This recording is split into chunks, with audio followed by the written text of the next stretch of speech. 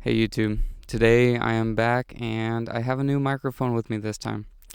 And so hopefully that works a little bit better for the quality of the sound. And it's been a while, I've made some changes to my studio. But today I want to talk about my testimony and coming from what it was like coming from a Mormon background. I wasn't Mormon myself, but I grew up in Utah, which is like most of the people there were and are Mormon. And so I just want to share with you my testimony on who I am and how I got to know Jesus through this crazy life. But I took some notes because I did not want to leave anything out, and I've been planning on doing this for a while now, but I want to make sure that I had some better sound and kind of an idea written down of some of the things I want to talk about, because really you can only talk about so much when it comes to testimony, because these are some key points of my life that changed the direction that I was living. But at the end of the day, there's just so much more that is going to remain unsaid and unthought of, and that could have affected my path just as much. But I just took down some key moments of my life, of what my early life looked like, what my life was like in the military, and what my life is like now that I'm out and that I've been a Christian for about 4 years. There's no way it's been that long. But yeah, anyways, I grew up in Utah, which is predominantly Mormon. And I know they don't really like saying Mormon, but too bad. And I don't want to make this out to diss on the Mormons. A lot of my friends and family are LDS, and I love them. And I think a lot of them do have good intentions. And maybe I'll make a video more on the theology of that another time. But today I just want to talk about my experience. So my mom left the LDS church when she met my dad, who was also not a believer. So I grew up in kind of an agnostic household. Maybe you could say agnostic atheist. And we weren't told to go to church. Everyone around me went to church. It was extremely Mormon, and I never understood why people wanted to do that. And we were allowed the freedom to go whatever path we wanted to. My parents were pretty open to that, or at least that's what they thought. But I grew up in Utah, and it was kind of hard growing up. It was kind of a good thing and a bad thing living around so many Mormons. On one hand, they were pretty virtuous for the most part. The crime rate was lower. A lot of them are genuinely nice and caring. But the reality is when, say, 90% of the population is Mormon, and they're told to love others and care for others and that stuff, from my perspective, it seemed they were just so much more interested in each other than non-believers. And whenever non-believers did not want to go into Mormon activities, then let's just say it was really hard to make friends. Yeah, I don't know. There was a lot of moments, and I'm wondering if I should share this, but there's a lot of moments where I was bullied, and There's a couple times where I was sitting in somebody's seat. It was that whole thing. And um they have their whole gang, like everyone's gonna take the Mormon side. Long story short, I did not have a great experience growing up around a lot of Mormons. In fact, I would say that a lot of them are very disingenuous, and it kind of goes into the idea that you're automatically Mormon just because you're a part of the family, and it's less believers baptism, although that is a factor, and more family based. And the problem with that is they got away with a lot of wrong doing, and it looks, they kind of just swipe under the rug from my experience because they don't want to admit that they do wrong. And in fact, with their ideas of salvation, they have there's different tiers, different worlds that you can enter into in the afterlife, and the better you do in life, the higher up you go, very loosely speaking. And so not a lot of them sincerely admit when they mess up, from my experience. And they just kind of brand themselves to be good people, and I didn't buy it, honestly. I'm not saying, once again, I'm not saying that a lot of them weren't, but a lot of them weren't. A lot of them were legitimately doing worse things than all the non-Mormons. And I've learned throughout, as I've gotten older, to kind of forgive a lot of that, and realize also that I can't really blame kids. Like, kids are just dumb. I was dumb. I did dumb things. So I've kind of let go a lot of the resentment I've had with that. But anyways, everything that I thought I knew about God, because this is testimony of how I got to know God, so I should relate it to that in some way. But everything that I thought I knew about God came from what I saw from the Mormons. And what I understood is that God rewarded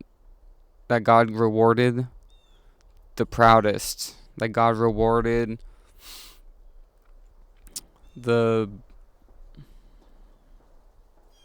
those who worked really hard, and it doesn't matter if they were humble or not.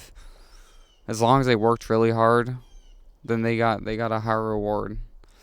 I saw that God would swipe everything under the rug as long as you were still in the family, as long as you were still going to church. None of that mattered. You could get away with it. But I was a bad guy because I was not a Mormon. And I know this isn't a good representation, and I'm sure there's a lot of Mormons who may be listening and understandably get upset by that. And I know that a lot of Christians, as in non-Mormons, are just as bad. But anyways, I grew up in Utah, and that was my basic understanding of who I thought God was. I tried to read the Bible, but they only had KJV over there, and honestly, I'm not going to pretend like I'm all that intelligent. I wasn't able to read it. It was simply too hard. I tried reading through Genesis, and I could not do it. And honestly, I felt like a lot of them couldn't do it either, but they don't want to admit that, you know. But anyways, fast forward a couple of years, I'm a senior in high school, and this is just a minor detail, but it is kind of important later. And that I started listening to people like Jocko Willink and David Goggins and that whole crowd. And I also got into meditation, and it was really popular at the time. So I thought I'd give it a try, and I thought it was helping for a while, because the idea is that when you meditate, you would find peace, but the reality is that it made me more anxious, um, and that annoyed me, but which didn't make it any better.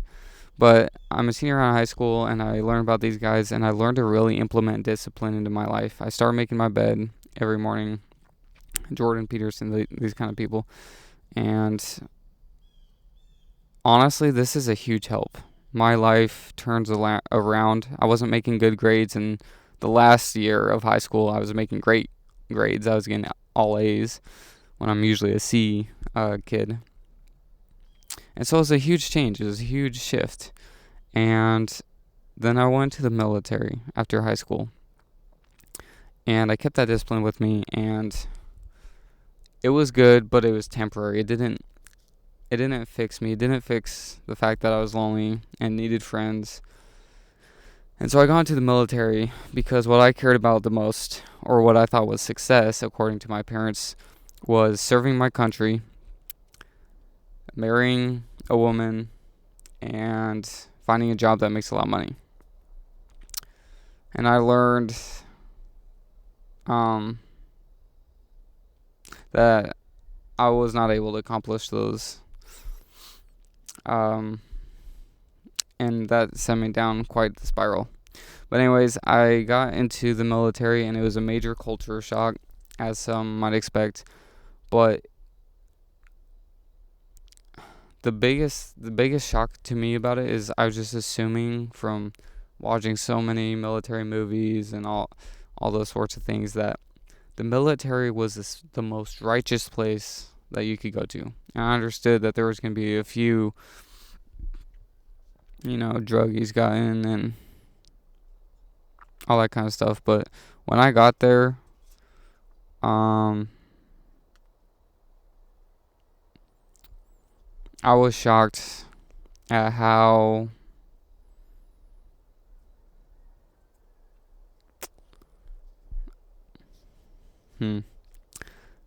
it was a messed up culture.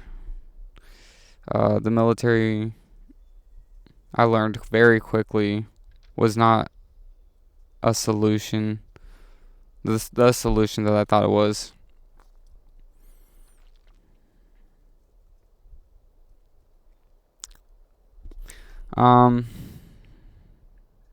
Yeah. And I was still lonely. Even though I wasn't Mormon, my parents did raise me with a lot of good values, I think. I really cared about being virtuous, about doing the right thing. And the reality is that not a lot of people had that mentality when I got in the military. And that made it hard to find friends. Once again, it was too hard to find friends when I was in Utah because they were all Mormon and they were too righteous for me. And then I got into the military, and then I was too righteous for them. Just to put it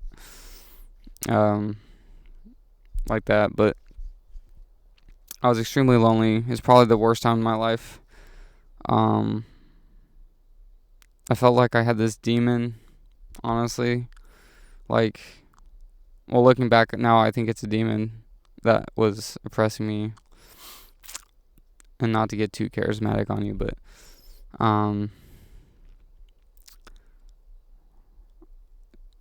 yeah, it felt like I had a black hole inside of my gut, and it just kept growing. And then I went overseas for a year, and it was really hard for me. This is the first time I was away from my family. I didn't know anyone. I didn't know how to speak Korean. This is when COVID hit. I was locked into the barracks room for a year, and it was horrible. I was like a monk, and I didn't have any friends. I didn't have any higher reason for living. And this is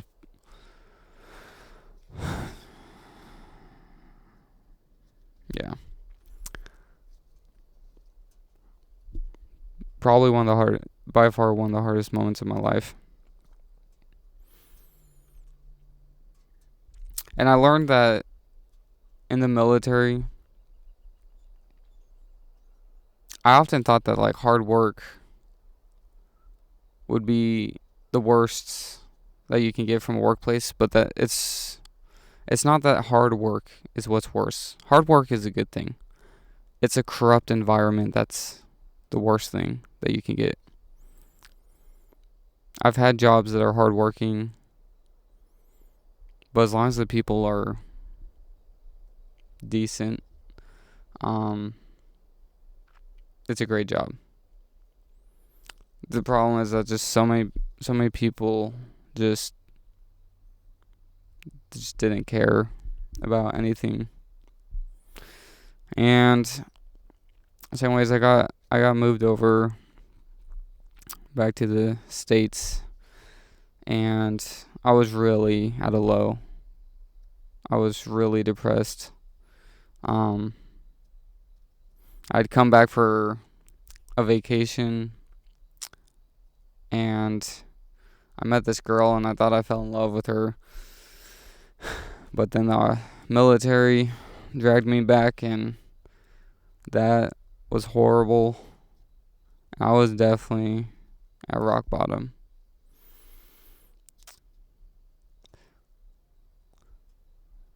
And I cared so much about doing the right thing, but I was getting torn up about it. The people there were so rude. Like, I would hold doors open for people. I would greet people, and it was just disgusting, honestly. That environment, I learned that people really give up easily as soon as things turn south.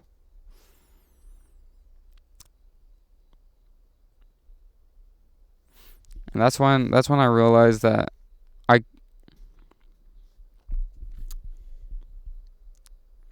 either I had to allow my conscience to become worse so that I could finally have friends, or I could get rid of myself. And it wasn't like I was not wanting to end my life. I kind of had a phase in high school where I was contemplating it, and I decided, no, I do want to live and all this stuff. But at this point, I just didn't know how I could live. It was too hard. And this is when a coworker of mine invited me to, from what I understand, it was a church event. That's just all I knew at the time.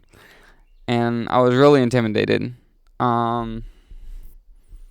Just because I went to church a few times in Utah. I went to a Mormon church a few times, and honestly, I hated it. I did not like it at all. But I want to give this a new try because I was really desperate to find people who at least wanted to do good. And this was just, it wasn't even a church. It was a ministry for the military. And it's called a hospitality house, which I didn't know this at the time. I seriously thought it was like a typical old-fashioned church service, and it did not turn out to be like that. It was very different than what I was used to. I showed up, and it was seriously like a light in a dark place.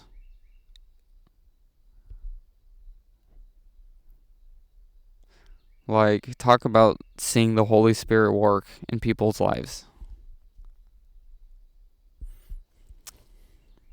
It was just, by the time I'd gotten to where I was stationed at the time, it was such a dark place. People were getting murdered. It was horrible. So when I came to this hospitality house, and people were singing and praising God, which is something that I had not seen before.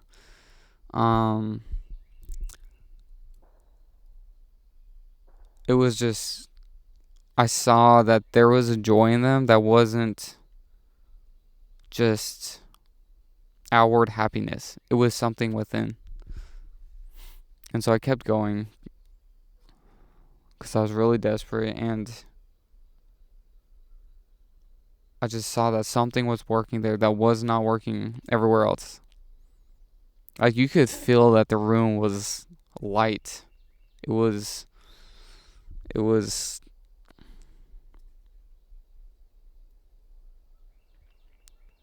uplifting and beautiful. But one of the things that really got me, that shook my world up, because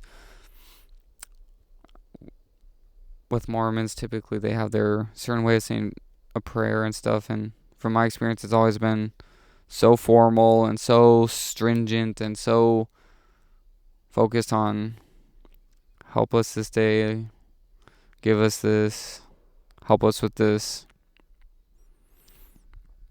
And so one of the mentors prayed at this event, hospitality house that I was at. What he said shocked me when he prayed. He said something along the lines of, "Father, thank you so much for giving the gift and forgiving us of all of our sin." Okay. To some people, that might sound harsh, and it doesn't maybe make sense why that would be a good thing. But to me, I was shocked because it was so humble, and like genuinely humble, not like fake humble.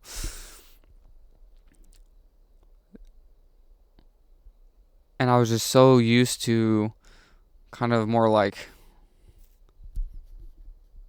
the arrogance and pride that the LDS carried, as if they were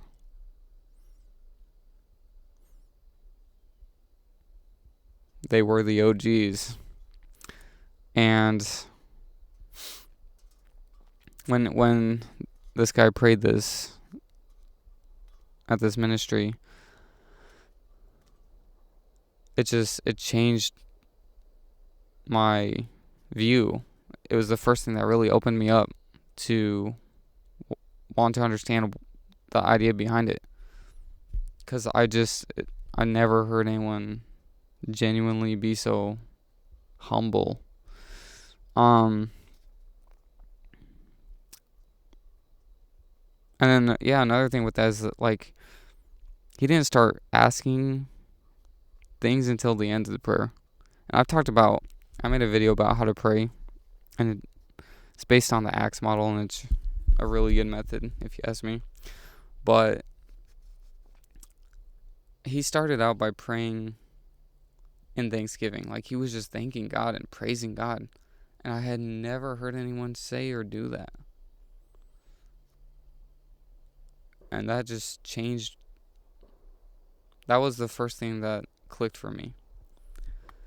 And so I knew they were going to try to share the gospel with me. I was not interested, honestly. But I was desperate, and after I saw just how amazing these people's lives were in such a dark place, I allowed it. And honestly, they said a lot of things that made sense.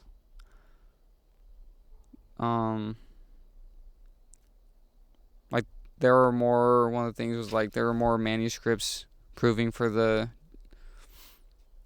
eyewitness accounts of Jesus than, say, Alexander the Great, which is something that I never would have thought about. For some reason, I guess the Bible is just a bunch of stories, and like a lot of people think. But there is a lot of historical evidence that I just didn't even know was a thing. And then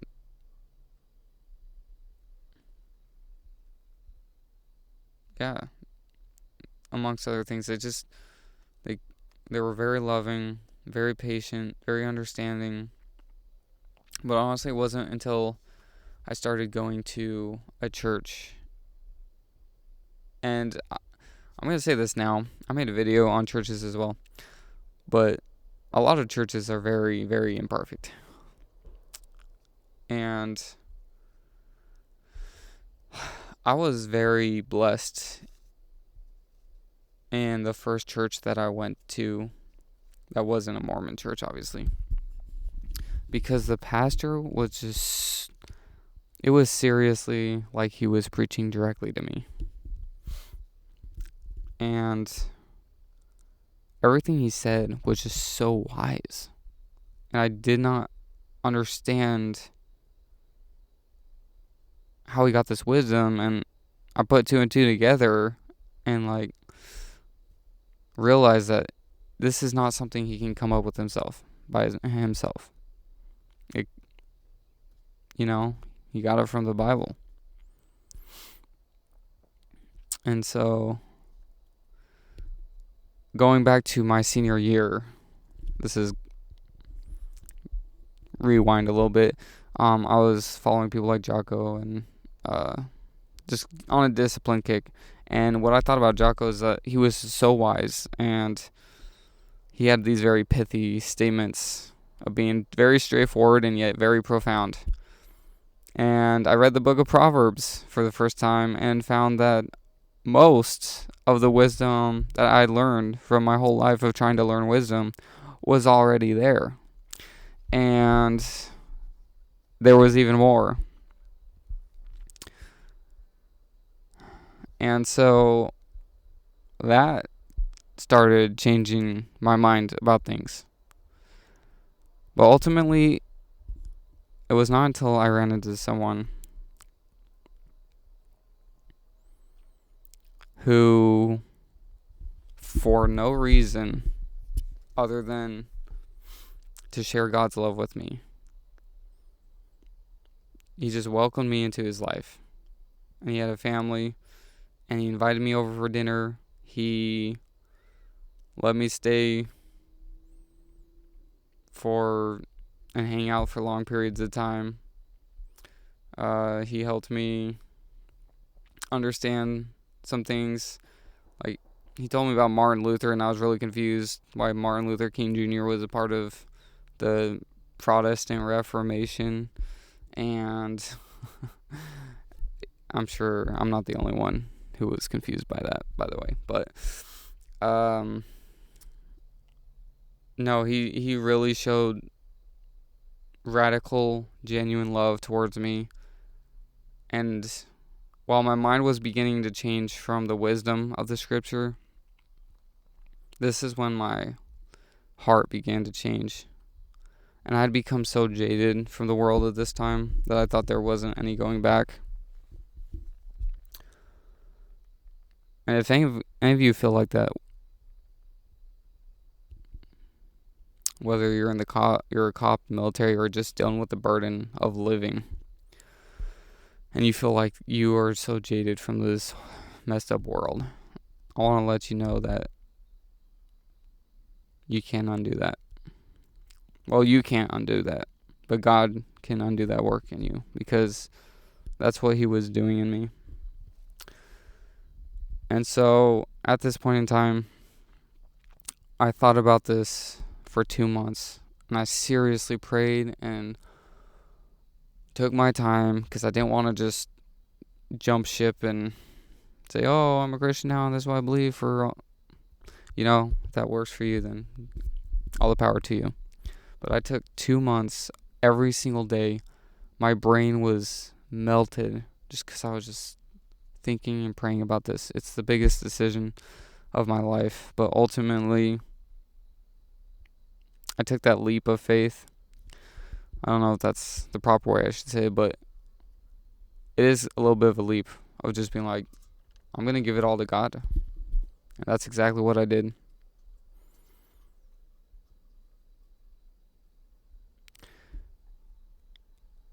And I have not looked back since. it has been the best decision of my life to follow Jesus.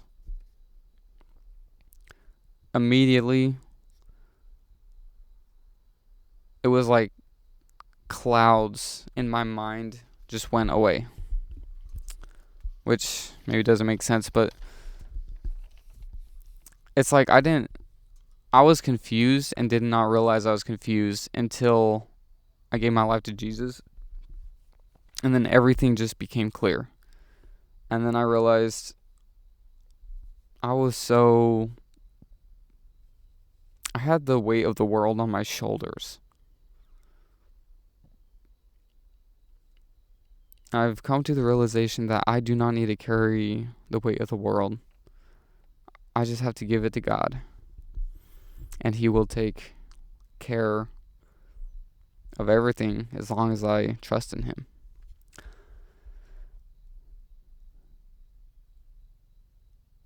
And to this day, He has done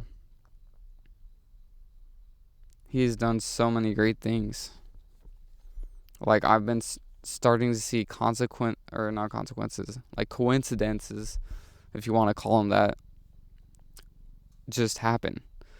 As soon as I became a believer, I found out my best friend, because at the time I was still in the military, and he was still in Utah. He had also become a believer. And it really made no sense. Because in Utah, you are either very Mormon or very not Mormon. There wasn't a lot of Christian influence over there.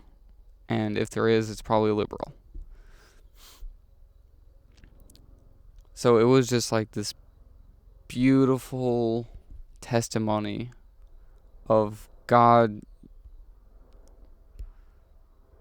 working things together.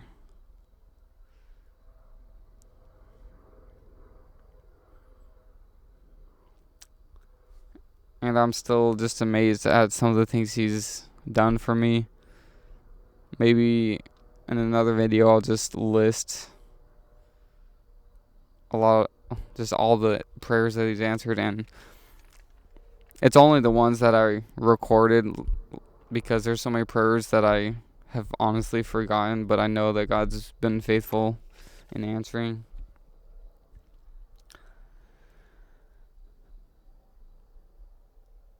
And I've realized one of the things that He's done for me, one of the biggest things, is that He's helped me begin to regain my innocence.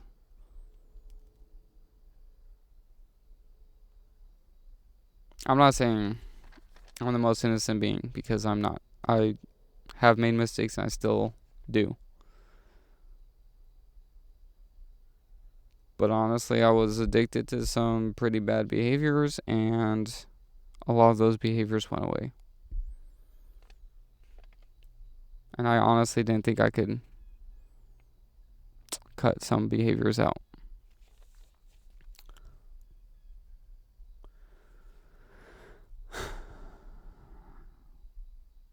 Three to 4 years later, I just want to share with you where I am now. And let you know that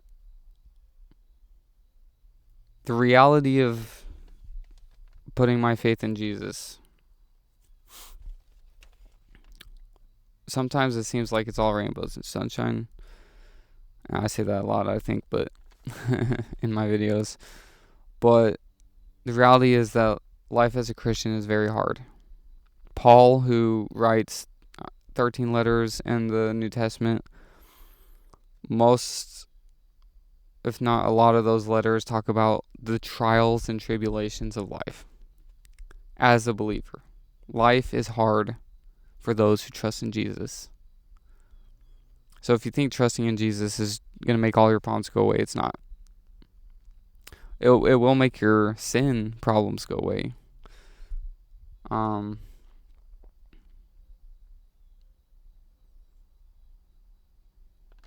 That's not to say you won't be tempted by sin. Of course, temptation still will be a factor, but I'm not ruled over by my sin. That's another thing that I forgot to mention, is that when I first gave my life to Jesus, I was talking about I had like a black hole in my gut, and it has been growing. And when I gave my life over to Jesus, it went away immediately. And that's why I think it was a demon. I don't know. Maybe not, but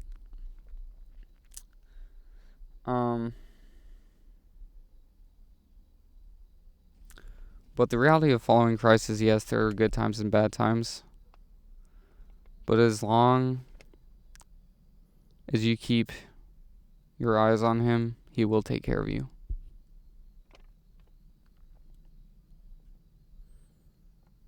So yeah, I just want to end this video with saying, I am a follower of Jesus Christ. God the Father, the Son, and the Holy Spirit. To his name be glory and dominion forever and ever. Amen. Thanks for watching.